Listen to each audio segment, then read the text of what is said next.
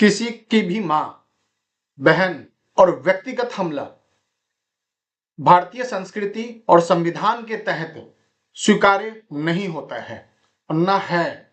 और इसकी अवहेलना सभी राजनीतिक पार्टी के साथ साथ हर वो व्यक्ति करेगा जो जागरूक होगा और जो इन चीजों की महत्व को समझेगा।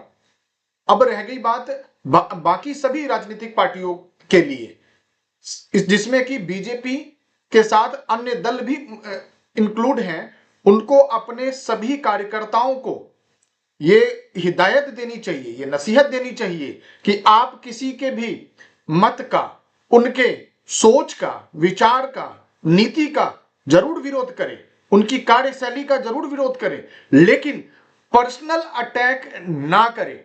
क्योंकि नीतिगत विरोध जरूरी है, नीतिगत विरोध होना चाहिए, लेकिन पर्सनल अटैक नहीं स्वीकार्य है, नहीं होना चाहिए। और अगर कोई इस तरह से करता भी है तो उसके ऊपर में आप प्रशासनिक रूप से कार्रवाई करें और सभी लोग इसकी कड़ी से कड़ी निंदा करें। लेकिन मेरा एक सवाल है कि क्या भारतीय जनता पार्टी जो आज उन्होंने बिहार बंद किया है, वो मां के नाम पर बिहार की चुनावी रणनीति में आगे बढ़ना चाह रहे हैं? क्या इस बार का चुनाव भारतीय जनता पार्टी मां के नाम पे लड़ना चाह रही है?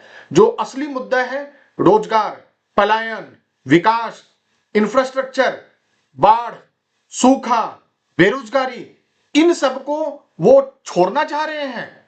क्या पिछले 20 साल में उनकी सरकार के जो किए हुए काम है उसका कोई भी वो हिसाब किताब देना नहीं चाह रहे हैं? क्या विपक्षी दलों के लिए उनके पास ये एक मास्टर स्ट्रोक आ गया है कि वो इस बार की पूरी चुनाव को मां के नाम पे लड़ेंगे?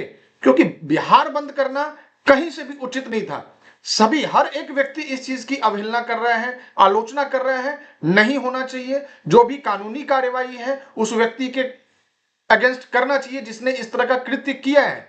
साथ ही साथ उन राजनीतिक पार्टियों को भी अपने सभी पार्टी वर्करों को बोल देना चाहिए कि इस तरह का कृत्य पार्टी में और उनकी सोच से कहीं भी मेल नहीं खाता है, वो इस तरह के किसी भी हरकत को समर्थन नहीं करते हैं।